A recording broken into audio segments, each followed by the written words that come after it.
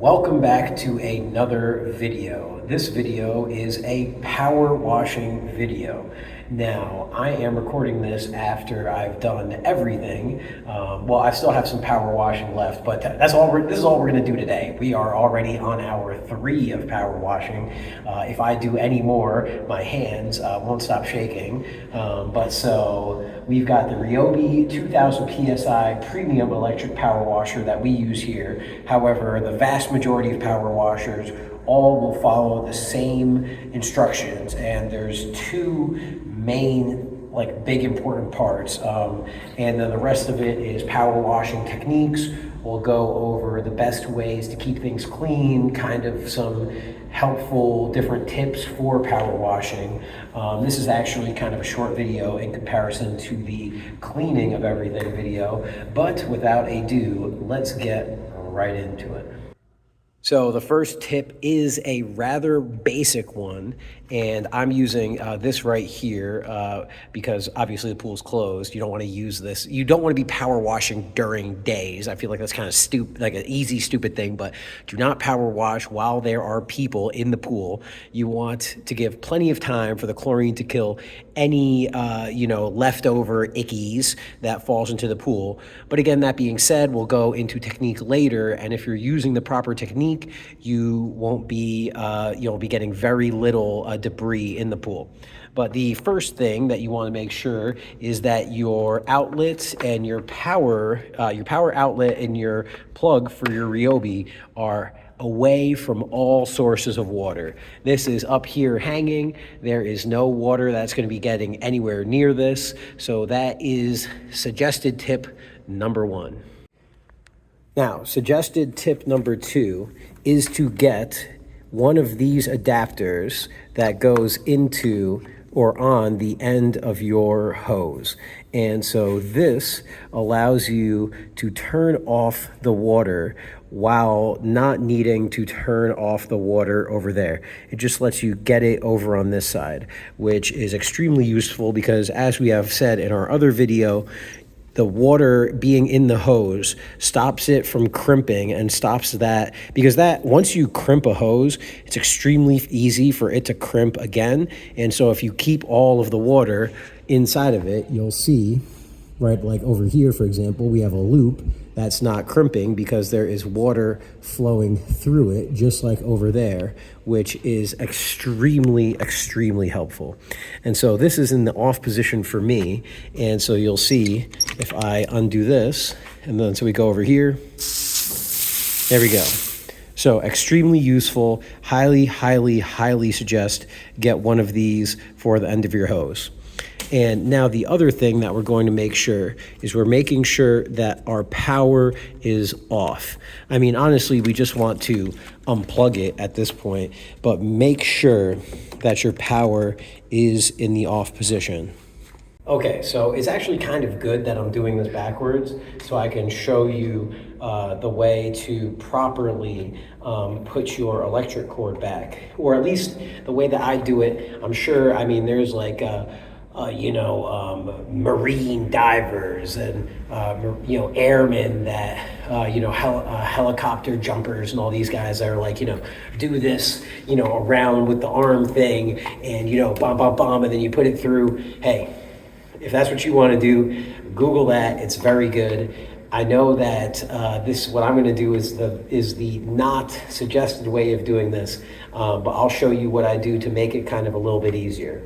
So you've got your plug in one hand, you've got your arm in one hand, and the main thing that you're going to do, which is different than most other techniques, right, is you start with the cord in your armpit, and then what you do as you're ringing up or wrapping up your cord is you are essentially going closer and closer to your elbow, and that way when you undo the cord, it goes in one way, and it doesn't get all caught up and tied up. And so there we go. We're going to go like this. Oops, don't fall on me, please. Now let me do like this. And then we can take it underneath. And then there we go. And then we've got our electric cord holder thingamabob Velcro thingy. And we're going to take this And we're going to go like this, boom. And so now this way, or we're going to have to undo this later, so I'm only temporary doing it. But this way, now when you grab the electric thing and you pull it, it all goes in one way without unwrapping on itself, and nice and easy. And so the next step after that is obviously wrapping up our power washing cord. And so I'm going to put our power washer gun on the ground because we start with the cord that's over on the power washer side, obviously. And we do the exact same thing. We start inside of the elbow and we work our way towards, or we start our way on the armpit and we work our way towards the elbow. And then that way also you can see a little bit, like you just saw the gun twist around and stuff. And that is us getting all of the twisties out of the wrap, or out of the cord. And you can see there's a couple little twisties in there, but that's okay. And then we're going to do the last step is putting them together, right? And when we put them together, we are then going to undo the Velcro and put the Velcro back on around both of them and put them together.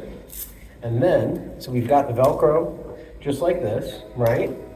And so the last step here is the handle, right?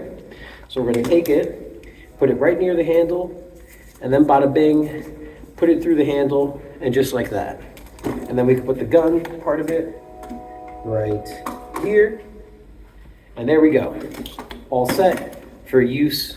Next, nice and clean. And there we go. So this is obviously the putting it away. For when it's put together, it'll all be easy to get, out because you've done this for the next person or for yourself. And then this also doubles as the closing procedure part. So now let's get to the techniques and ways to do it section of the video. Good luck, Editor Luke. Thank you, Pastor Luke. And now it is time to go into the technique and washing section. So as you can see right here, I am going around the edges of the sauna, and that is because the main floor section of the sauna is pretty caked in, and we're going to be going in with some borax acid later, which will be diluted and sprayed in, and that is going to be the main cleaning supply, or main cleaning like agent.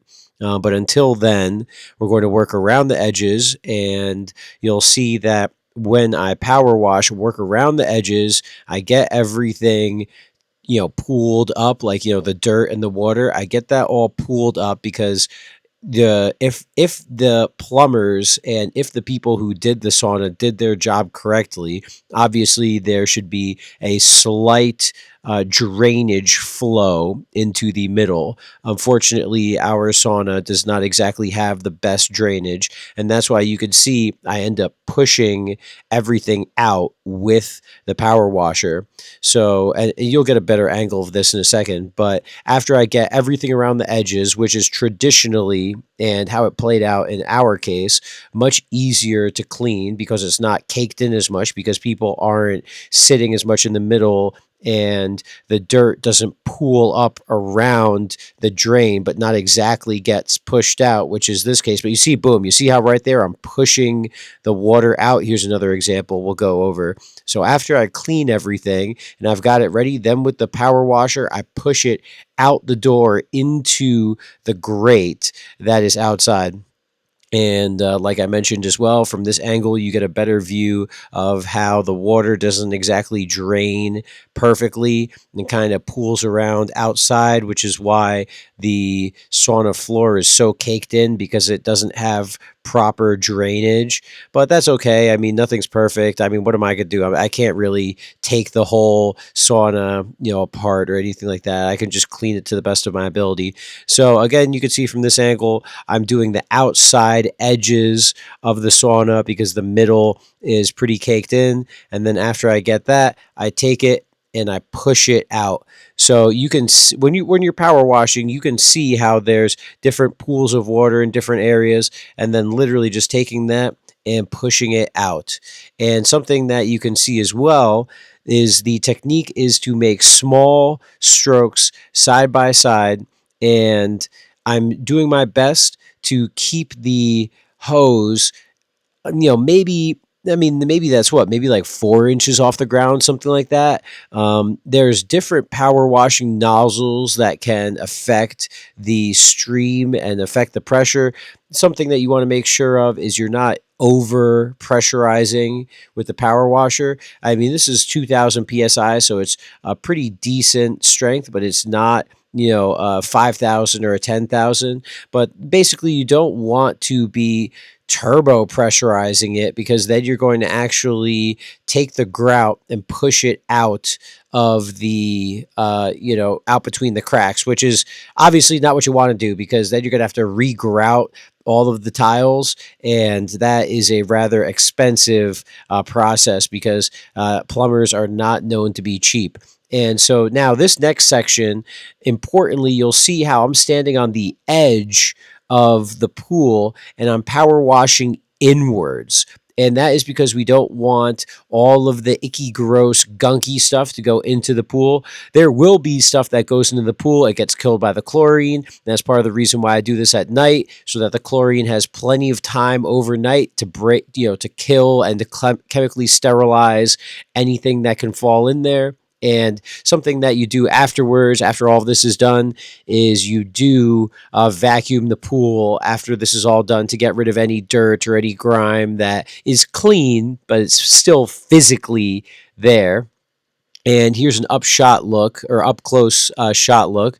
But you can see the technique is you do the edges of the pool first. And then after you do the edges of the pool first, then you work your way inwards. But this is again, to avoid as much of the icky dirt grime going into the pool as possible. And obviously, you just got to make sure you don't fall into the pool. Duh. But this is what I found is the best technique, because then everything goes right into the drain.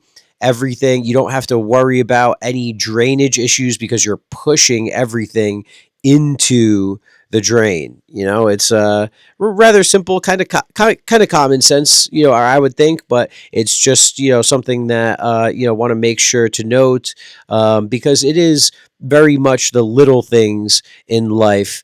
And especially when you're working, there are little things that you can do to make work so much better. And then you see, look at that. Once you're done, then you just work your way up and down the sides. Bada bing, bada boom. And I mean, look at how clean. Look at the before and after. I mean, it is a work of art. I love power washing, and that's one of the things that hopefully you do and learn as well from this video. Is there is a satisfaction to making things clean, and having having your customers come up to you and say, wow, like the floor looks really clean today. Or it's like, or it'll stay clean, assuming you mop, and assuming you don't allow people to wear gross, nasty shoes inside of your pool area. But this is just, hopefully, seeing things like this and seeing videos really gives you an appreciation for what it's like to do a good job at work.